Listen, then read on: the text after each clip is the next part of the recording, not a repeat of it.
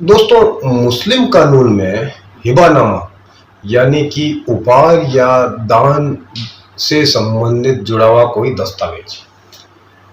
हिबा एक अरबी शब्द है जिसका मतलब होता है कि किसी व्यक्ति द्वारा अपनी संपत्ति, धन, मकान, जमीन, दुकान या सोना या वाहन या अन्य कोई वैध संपत्ति को बिना किसी बदले, यानी कि उसके बदले में कुछ भी चीज प्राप्त नहीं की गई है, कि स्वेच्छा से किसी दूसरे व्यक्ति को दे देना।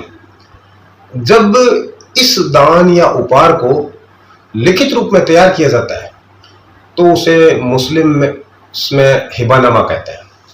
दोस्तों, मुस्लिम कानून में हिबा का एक विशेष महत्व है क्योंकि इसमें कोई व्यक्ति अपने जीवन काल में अपनी संपत्ति का कुछ हिस्सा या पूरी संपत्ति किसी अन्य व्यक्ति को प्रेम, स्नेह, सहायता या इच्छा के आधार पर दे सकता है। उदाहरण के लिए मान लीजिए, यदि एक पिता अपने बेटे को अपने जीवित अवस्थाओं में एक मकान देना चाहता है और वह बिना किसी कीमत के उसे वो मकान सौंप देता है तो ये हिबा कहलाएगा।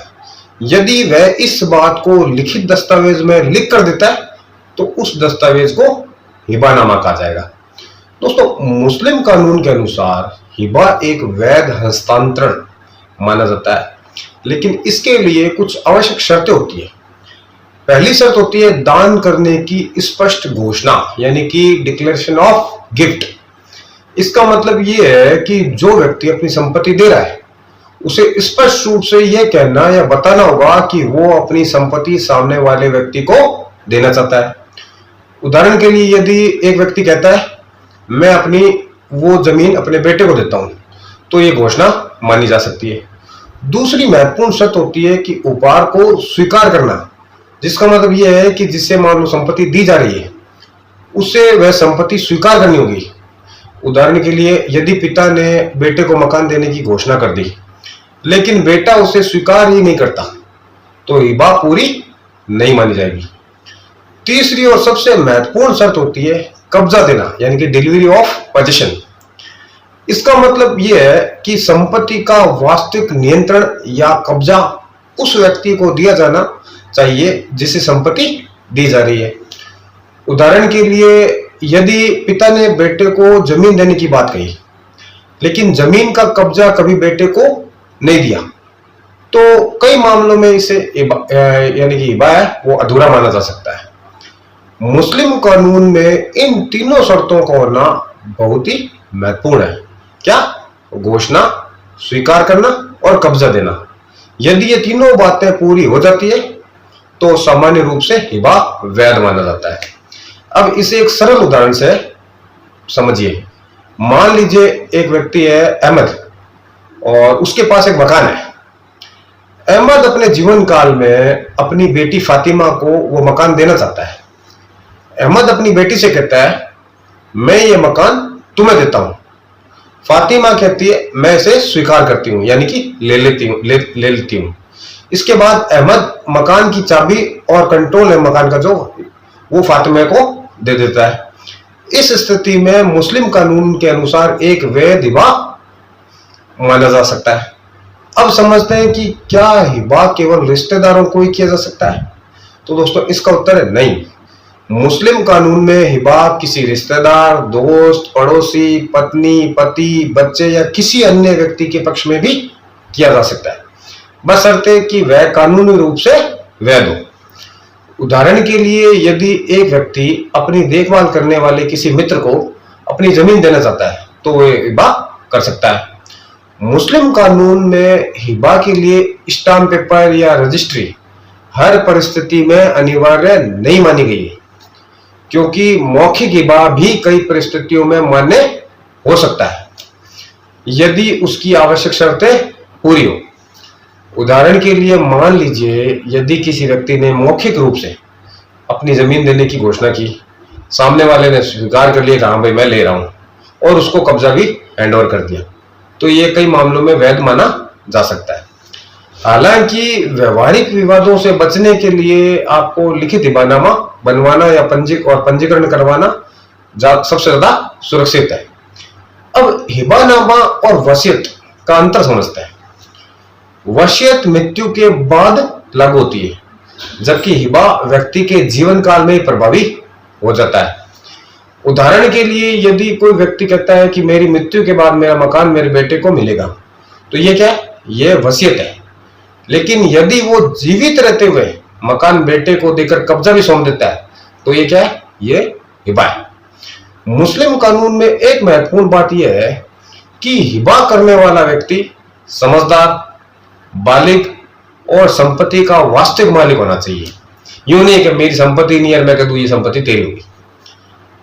और यदि कोई नाबालिग व्यक्ति हिबा करता है तो सामान्य रूप से वो वैध ही नहीं मानी जाएगी। उदाहरण के लिए यदि 15 वर्ष का बच्चा अपनी जमीन किसी को दान देने की कोशिश करे तो कानूनी प्रश्न कई खड़े हो जाएंगे। इसी प्रकार यदि कोई व्यक्ति मानसिक रूप से अस्वस्थ हो और समझने की स्थिति में ही ना हो तो उसका किया गया है हिबा है वो भी विवादित हो गया। हिबा में दबाव, धोखा या जबरदस्ती भी नहीं होना चाहिए। उदाहरण के लिए यदि किसी बुजुर्ग व्यक्ति को डराकर या धमकाकर उससे हिबानामा लिखवा लिया गया हो तो अदालत उस हिबानामा को चुनौती के आधार पर जांच सकती है। दोस्तों, अब समझते हैं कि हिबानामा क्यों बनाया जाता है।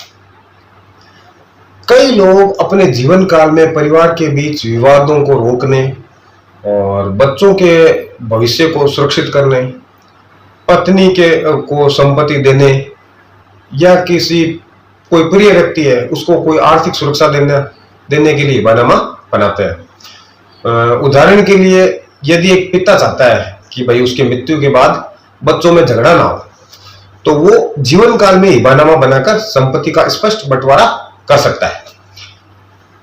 मुस्लिम कानून में पत्नी भी पति के पक्ष में या पति पत्नी के पक्ष में हिबा कर सकता है। उदाहरण के लिए मान लो यदि पति अपनी पत्नी को एक मकान उपहार में देता है और कब्जा भी दे देता है तो यह वैध हिबा है। इसी प्रकार पत्नी भी पति के नाम से हिबा कर सकती है। अब कब्जे की जो भूमिका है उसको थोड़ा सा समझ लीजिए आप। कब्जा केवल चाबी देने तक सीमित नहीं है कि भाई मकान है ये ले चाबी कब्जा हो गया, बल्कि संपत्ति पर वास्तविक कंट्रोल यानी कि नियंत्रण देना भी बहुत ही ज्यादा महत्वपूर्ण है। उदाहरण के लिए मान लीजिए यदि जमीन दे दी गई तो जमीन का वास्तविक अधिकार और उसका कंट्रोल यानी कि नियंत्रण देना भी आवश्यक माना जा सकता है। यदि बैंक खाता है तो संचालन का अधिकार देना महत्वपूर्ण है। न्यायालय ने कई मामलों में कहा है कि केवल कागज पर लिख देना भी पर्याप्त नहीं है, बल्कि वास्तविक हस्ताक्षर भी बहुत ज्यादा महत्वपूर्ण है। अब समझते हैं कि क्या हिबा वापस यानी रिवोकेशन हो सकता है। तो भाई मैंने हिबा कर दिया, अब थोड़ा टाइम बाद मैं कहूँ नहीं हिबा कैंसिल, इसको रिवोकेशन बोलते हैं।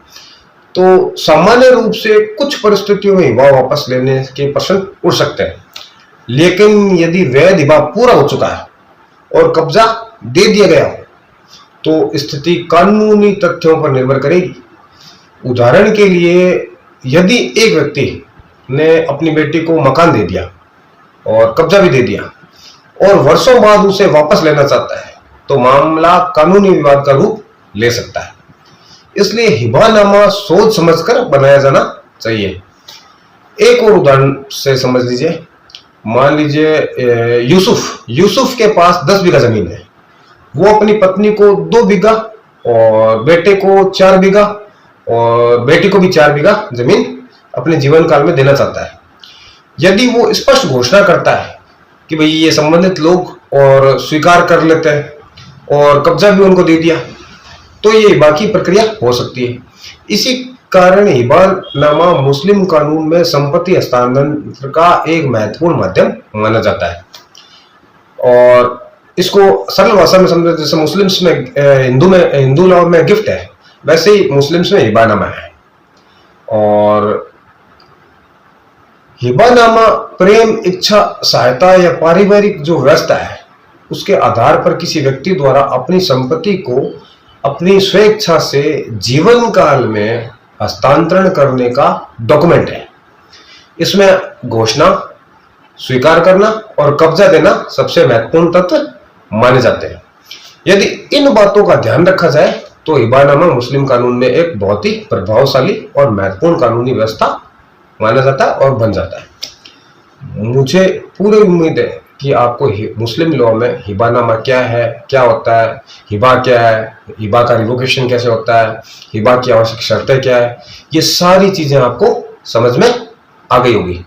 अगर आपको ये सारी चीजें समझ में आ गई है तो आप इस वीडियो को लाइक करें, शेयर करें। और अगर आप किसी भी कानून को एकदम इसी तरह से सरल शब्दों में एकदम आसान उदाहरण के साथ समझना चाहते हैं तो इस चैनल को सब्सक्राइब कर लें।